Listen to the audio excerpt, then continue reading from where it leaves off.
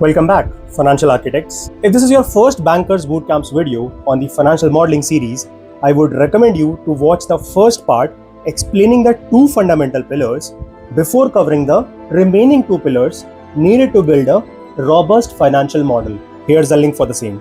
You have conquered financial statements. You have mastered the time value of money. You are building an incredible skyscraper of knowledge.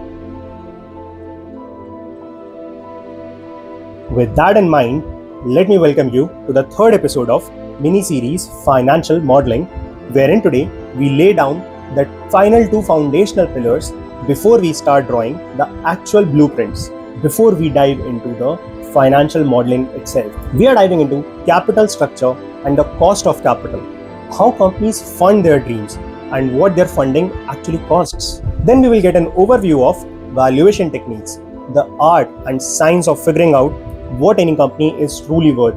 This is where it all starts to connect in a big way. Ready to level up? Let's ignite. So pillar 3, capital structure. Imagine a company wants to build a giant new factory, launch a groundbreaking product, or buy another company that takes serious money, right? Capital structure is simply how a company pays for its operations and growth. It's the specific mix of debt and equity it uses. First ingredient in the mix, debt. This is the borrowed money that must be repaid, usually with interest. Think of bonds and loans. You want to buy a new $30,000 car? You take a $25,000 car loan from the bank. That $25,000 is debt. You have to make monthly payments, interest plus principal. Pros for the companies: interest is tax deductible. This creates a tax shield, effectively lowering the cost of debt. Often cheaper than equity. Lenders have a priority claim on the assets if things go wrong, so it's less risky for them than for the equity holders, meaning they demand a lower return. No dilution of ownership.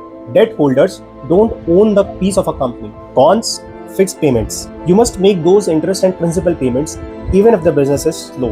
Increased bankruptcy risk. Too much debt can sink a company if it can't meet its obligation. Equity ownership, stakes and expectations. Second ingredient, equity. This represents ownership. Think of common stock. When you buy a share of Apple, you own a tiny piece of Apple. Think about it. Your lemonade stand is booming.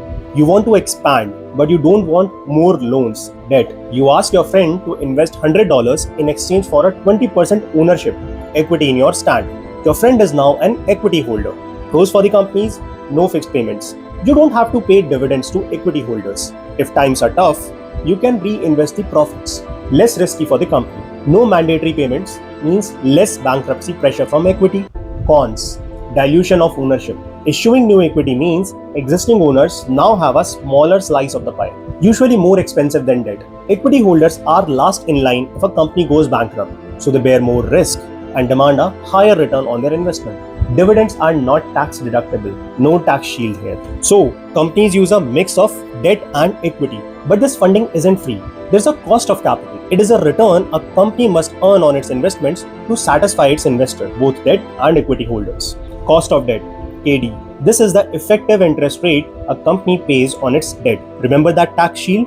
The after-tax cost of debt is KD into 1 minus tax rate. Cost of equity. Cost of equity. This is trickier. KE. It is the return stakeholders required for investing in company's stock, given its risk. A common way to estimate this is the capital asset pricing model, CAPM. CAPM basically says the expected return on equity depends on the risk-free rate, that is, yield on a government bond, the stock's beta, that is, how much it moves relative to the overall market, a measure of its systematic risk, the equity market risk premium, the extra return investors expect for investing in the stock market over risk-free assets. Crucially, cost of equity is almost always higher than the cost of debt because equity is riskier for the investor. So, if a company has both debt and equity, what's its overall cost of capital? We calculate that through weighted average cost of capital, WACC. WACC is the average rate of return a company needs to earn to satisfy all its investors, debt holders and equity holders. It is a super important number, often used as the discount rate in the DCF valuation and as a hurdle rate for the new projects. If a project can't earn more than the WACC, it's destroying value. Formula: WACC is equal to market value of equity by total value of the firm into cost of equity plus market value of debt by total value of the firm into cost of debt into 1 minus tax rate. This tax rate is the corporate tax rate. Time for rapid fire WACC related math. Question 1. A company issues a bond at par for $1,000 with a 6% coupon. Its tax rate is 25%. What is its after-tax cost of debt? After tax, KD is equal to 6% into 1 minus 25%, that is 4.5%. Question 2. Risk-free rate is 3%. Market risk premium is 6%. A stock has a beta of 1.5. What is its cost of equity? KE. KE is equal to 3% plus 1.5 into 6%, that is 12%. Question 3. A company is 60% equity financed and 40% debt financed. KE is 12%. After tax KD is 4.5%. What is the WACC? WACC is equal to 0.6 into 12% plus 0.4 into 4.5%. That is 9%. Investment banking interviews will test your grasp of capital structure and WACC. It's fundamental to valuation and deal making. How to answer? Be precise. Define terms clearly. Explain the intuition behind the formulas. Show that you understand the trade-offs between debt and equity. Now 15 questions interviewers might hit you with. I would suggest pause the video or take the snapshot. Boom! You now understand how companies fund themselves and the crucial concept of WACC, that blended cost of their funding. This WACC is not just a cool number, it's a vital input for our final pillar, figuring out what a company is actually worth. Let us scale valuation mountain. Pillar 4, valuation. This is where the magic happens. Valuation is the process of determining the economic worth of a company or an asset. It's part art, part science. Think about it. You are on Shark Tank and an entrepreneur wants $100,000 for 10% of their company. You need to decide if that 1 million valuation for the whole company, that is 100K by 10%, is fair. How would you do that? You would use valuation technique. Why is valuation critical in finance? Mergers and acquisitions, M&A. What's a fair price to buy another company or sell yours? Initial public offering, IPO. At what price should a company offer its shares to the public for the first time? Investment decisions. Is a stock overpriced, underpriced, or fairly valued? Financial reporting. Companies need to value certain assets on their balance sheet. The heavyweight champion of intrinsic valuation is the discounted cash flow analysis, DCF. The core idea? A company's value is the sum of its future free cash flows, discounted back to their present values. Remember TVM? This is the superstar application. Free cash flow, FCF. This is the cash flow available to all investors, debt and equity holders, after the company has paid all operating expenses and capital expenditures needed to maintain the business. Projection period. You project free cash flows for a certain period, for example, 5 or 10 years. Terminal value, PV, you can't project forever, so you estimate the value of all the cash flows beyond the projection period. Discount rate. And what discount rate do we typically use to bring those future free cash flows and terminal value back to today? Our good friend, WACC. DCF tries to determine what a company is worth based on its ability to generate cash. It's about fundamental value independent of current market sentiment, or at least in theory. Next up, relative valuation. Instead of looking inward at a company's cash flow, we look outward at similar companies or similar deals. The logic? Similar assets should sell for similar prices.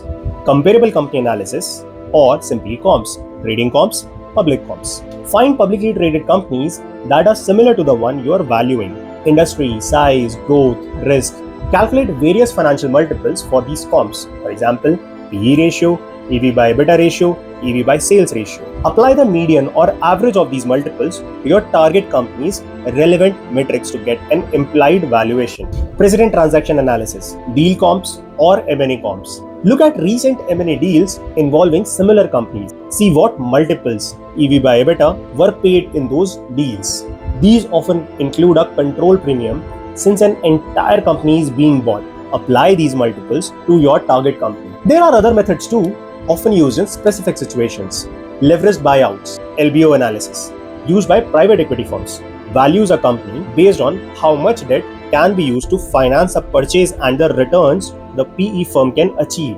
WACC isn't the primary driver here. It's about achieving a target IRR, internal rate of return, for the PE fund. Sum of the parts. For conglomerates with diverse business units, value each unit separately and add them up. Liquidation value. What would the company's assets be worth if it's sold off individually after paying liabilities? Floor value. No single method gives the perfect answer. So analysts often use several methods and summarize the result in a valuation football field. This chart shows the range of values implied by each technique, help to triangulate a reasonable valuation range for the company. Valuation can be complex, so let us hit some conceptual examples. Question 1. Your company earns a $5 per share.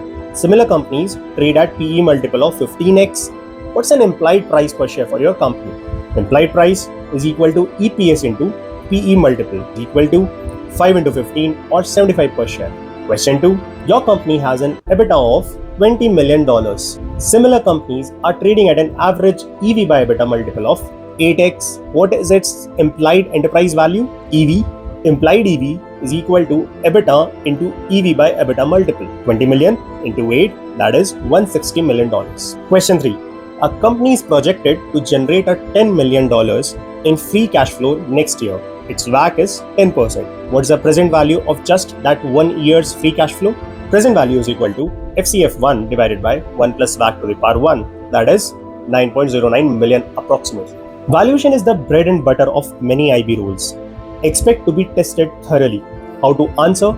Explain the methodology, assumptions, pros and cons of each technique. Show you understand when to use which method. 15 killer valuation questions. I would again suggest pause the video or take the snapshot. This is it, the moment of truth. All 4 pillars connect to build the temple of financial modeling and analysis, financial statements and TVM. We learned how to read a company story and understand the money that has a time dimension, capital structure and cost of capital, WACC. We figured out how companies are funded and the critical discount rate, the WACC, that reflects their risk and funding mix. Valuation overview and WACC. The WACC is plugged directly into the DCF model to discount those future cash flows which we project using our understanding of financial statements back to today. Relative valuation and financial statements. The multiples used in comps, PE, EV by EBITDA, EV by sales are derived from data in the financial statements. Strategic decisions.